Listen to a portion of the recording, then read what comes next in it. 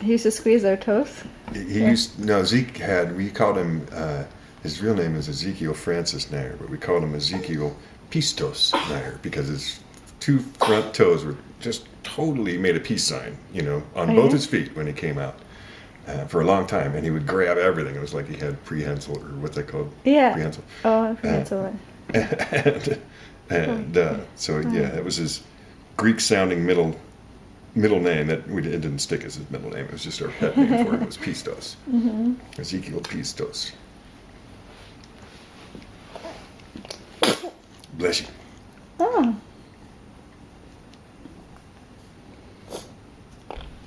When Zeke was born, we had no idea what we were going to name him. Mm-hmm. And he was born at home, and I caught him in my hands, and as soon as I caught him in my hands, I heard Ezekiel, and I mean, we had never considered Ezekiel as a name, Like, I said, Becky, I think he's Ezekiel, and she's like, I like it, okay, because that's what I keep hearing in my head, Ezekiel, okay. What about the others? How'd you come up with those names? Alex was the baby book. We were looking through the baby book, and it was our first.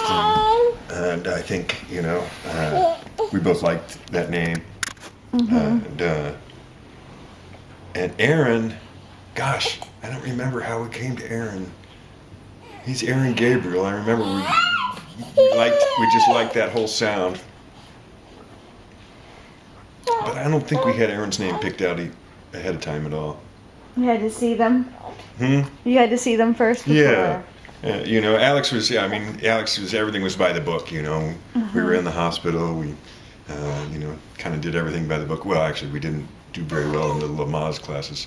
We had to run out laughing.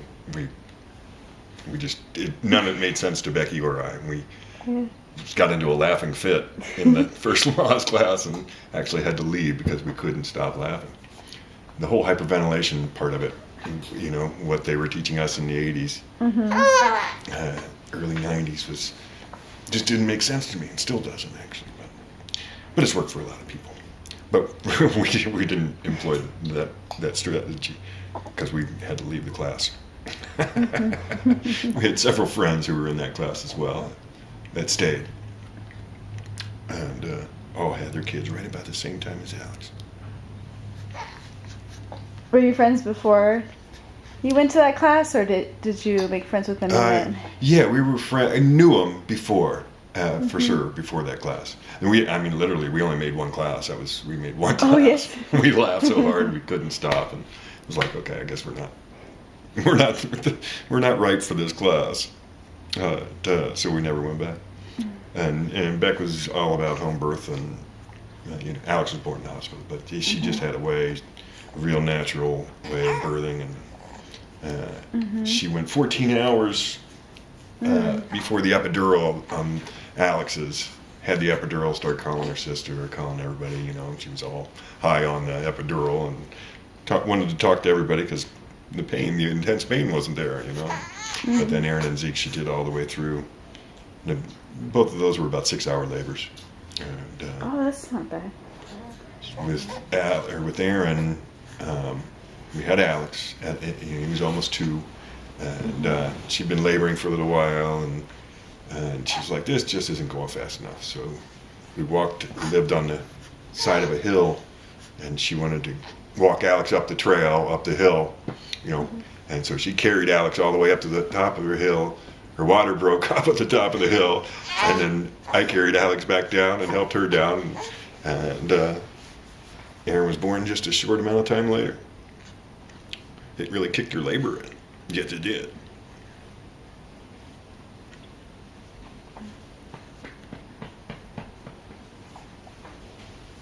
Oh, stretch. Oh, stretch. Yes. Stretch. And what was it like when you saw your first son born? Was it how you imagined, or different? Oh, I was a lunatic. I was arms raised, running up and down the halls of the hospital and hooting and hollering. I was so happy. It wasn't, I had no. I'm not sure you can imagine what it'll be like. I guess you can imagine it, but I didn't imagine. too much. Oh, you gotta let go of my arm, buddy. There you go. Next one in. You guys are on a rotisserie. A rotisserie.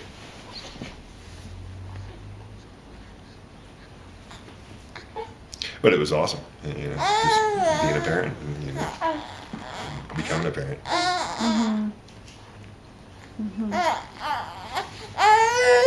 Oh, let me give you a little massage. Huh? Does that feel good? Does that feel good? I know it feels good for me.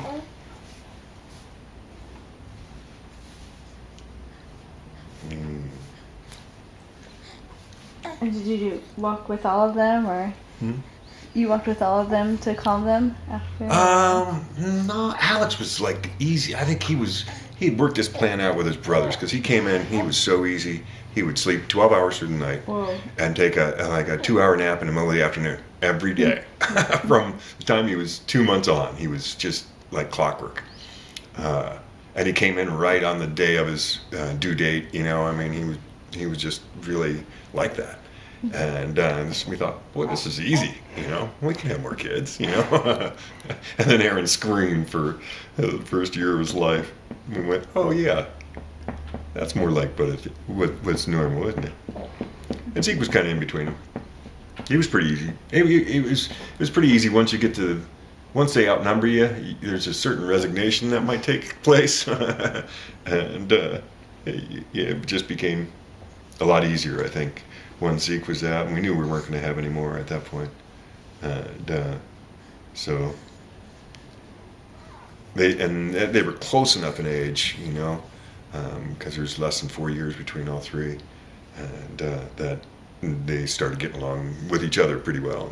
So then it was all about interplay and teaching them how much more fun it is to have fun than to fight with each other, you know. And that became the game for me as a parent. Like, how can we turn this into fun? And sometimes it worked, and sometimes it didn't.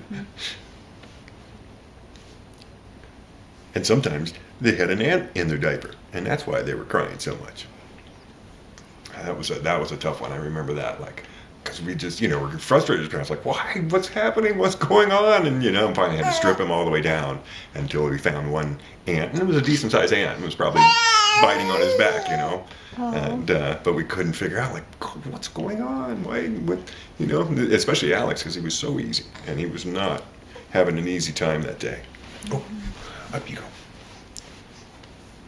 Up you go. Whoa, whoa, whoa, whoa, whoa, whoa, whoa. What was your favorite part of infancy?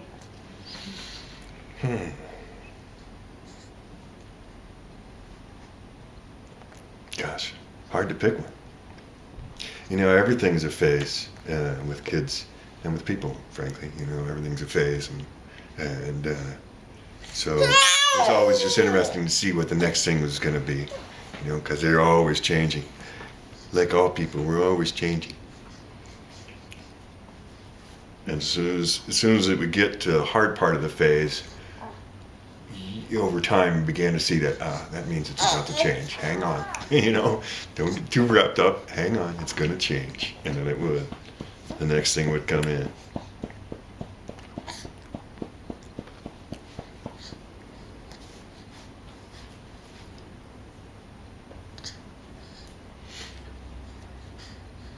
I probably like this time the best, though, because we can have conversations, you know, intriguing, interesting conversations that, you know, and to watch their own exploration and curiosity and looking into spirituality, looking into all this stuff that, you know, I've dove into for years and years, to now see them naturally find it and be able to talk about it is really pretty cool. I'm a big fan of that at this time, seeing them grow and seeing that, you know, they're good guys. They know how to enjoy life and treat people well. And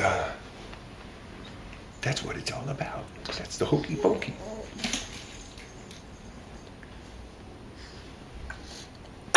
Bless you. Oh, yeah. Oh, yeah. Maybe I'm Dusty. Is it me and Dusty?